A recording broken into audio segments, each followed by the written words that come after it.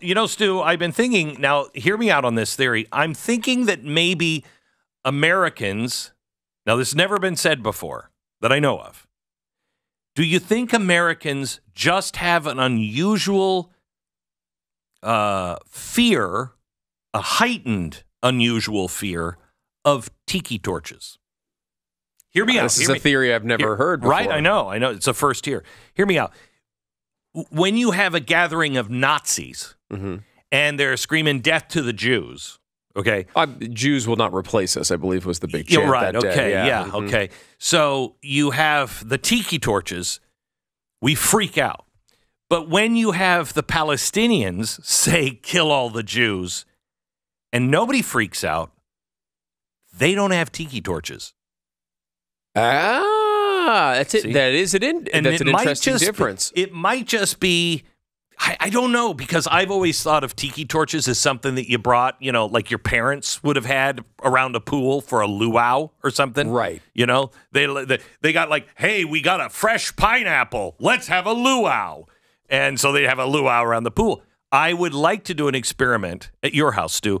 Let's see if we can get a bunch of Nazis to go with tiki torches and stand around your pool just to say, you know, I feel like pineapple. Because then you wouldn't know if it was a racist protest or a luau. You wouldn't know. You wouldn't know. You wouldn't know. That's interesting. But, yeah. So I think, is it the tiki torches that are the difference here between the Nazis? We have some of those citronella situations where like they're supposed to help chase the mosquitoes away. Maybe the American people are just like sensitive to those same types of issues. Maybe they're scared away by the tiki torches. Because I don't understand what's going on. By the way, you didn't like the every day should be October 7th chants this weekend? No, I didn't. I thought it was. They didn't say necessarily it was that thing on October 7th. It could be. It could have been the concert. There's generally it could have been the concert. Things that have occurred on other October 7th. Sure, you know? Sure, could have been. Don't think it was. A little Nazi for my taste. A little too Nazi for my taste. But they didn't have tiki torches. Hey, by the way, we were just talking about the surveillance that the government is doing with, you know, foreigners and Americans getting scooped up. I'll bet you none of that is going to happen to any of those proud Palestinian protesters. They're not going to get scooped up. Nope, not at all.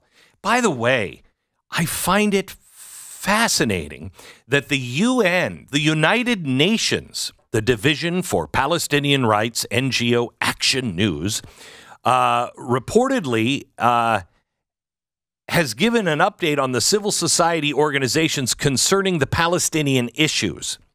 So they're just putting out this information, and they're pointing to the U.S. Campaign for Palestinian Rights, lists ways to take action for Tax Day.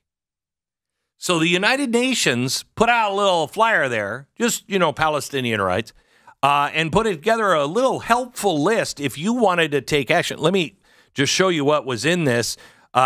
Instructions on how some protesters who didn't want their tax dollars to fund genocide, this from the UN, could disrupt a free Palestine.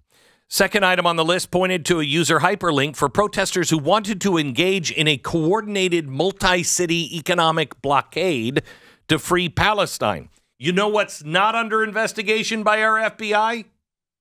These people. The site laid out specifically how participants could be most effective with their disruptions.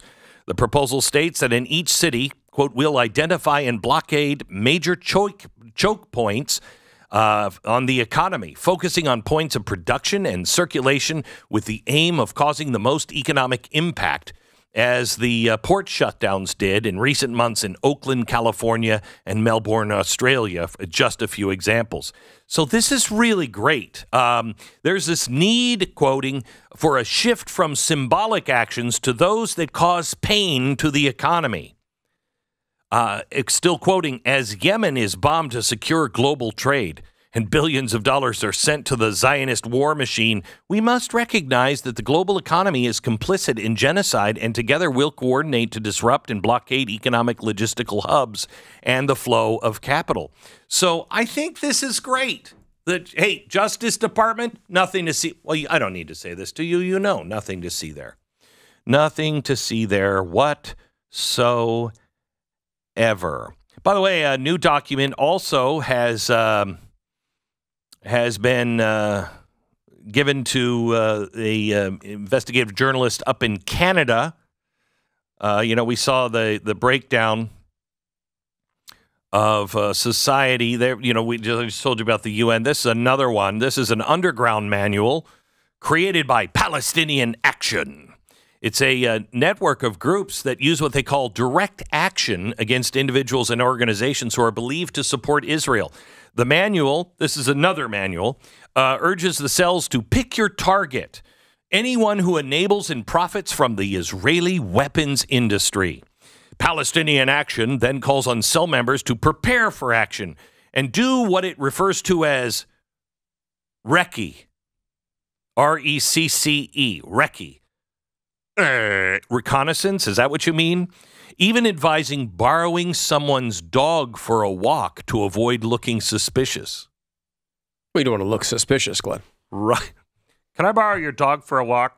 Hey, free dog walking. That wouldn't be suspicious to people? Okay. No. Extremists are counseled to map out where closed-circuit cameras are located, as well as fencing, barbed wire, access points, alarms, and how far the police are from the target. Next, the pamphlet describes to cells to be advised to plan action. Among the suggestion actions, smashing windows, exterior equipment, blocking companies' internal pipes, including using concrete, as anti-Israel protesters did on the railroad tracks in Toronto last week. That was great. This will cause disruptions for the target. Break-ins are also advised by Palestinian Action because breaking into your target and damaging the contents inside is obviously a very effective tactic. This thing goes on and on and on. It says at the end in all caps, Palestinian Action warns, when taking action, never leave anything behind. Absolutely nothing apart from the paint and destruction. The police may try to forensically analyze any items which are left, so don't leave anything. By the way, you should have untraceable burner phones. Oh. If caught, Palestinian Action members are given the names of lawyers to represent them, apparently at no cost, and the assistance of, quote, our dedicated support team throughout your entire legal process, end quote. Oh, that's nice. So I'm wondering if there's anybody at all thinking about this. I think that came from the Toronto Star. Yes, thank you. Which is obviously the, when you're thinking about this type of thing, you'd think, I don't know, maybe the New York Times or the Washington Post or the LA Times would be really interested in uncovering a document like this that's advocating for these types of things. I just gave you two. I gave you one from the Toronto Star and another one from the UN. Hello. Hello.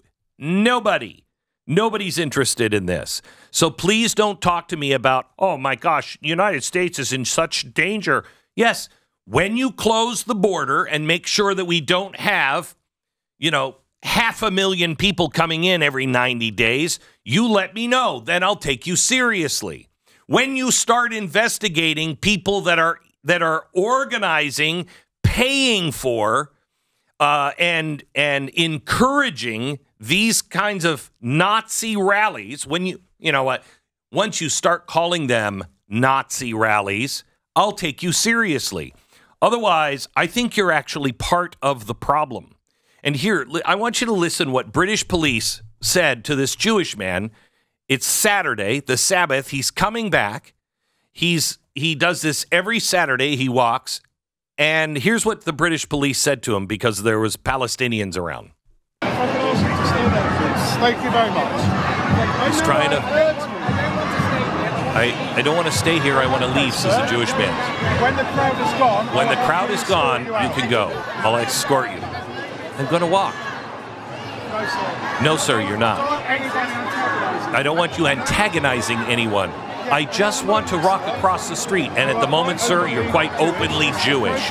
This is a pro-Palestinian march. I'm not accusing you, but I'm worried about the reaction to your presence. I'm just trying to make sure you're safe, so that no one attacks you.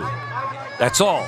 I'd like that too, but Your sergeant told me because I'm Jewish, it's antagonistic to the crowd and dangerous. He just said that. I'm not saying that. I mean, he just said that. Do you have any idea what it's like being a Jew in London at the moment? Let me tell you, this goes on every Saturday. You probably know it. Your colleagues know it. You guys are on the front line. And the route changes every single week. You never have any idea where it's going to be. Because you're Jewish in London, you now have to cross these huge groups of people. It's intimidating enough. And now, look at the number of police that are around here. Just look around. There's probably 20 policemen around him. And he's like, I'm told that it's completely safe for the Jews to walk around, and I should have nothing to worry about, and yet here I am. They're shouting me, shoving me, and I'm surrounded by cops. So they're going to escort him out. He doesn't want any of that to happen. He says, now the cop says, you're causing a breach of peace because you're standing here.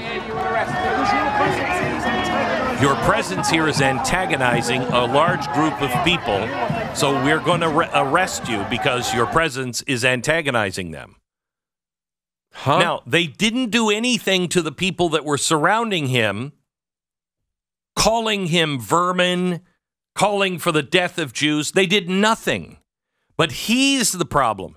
Again, this is tolerating. You're tolerating the real problem. You're tolerating the views of Nazis. Now,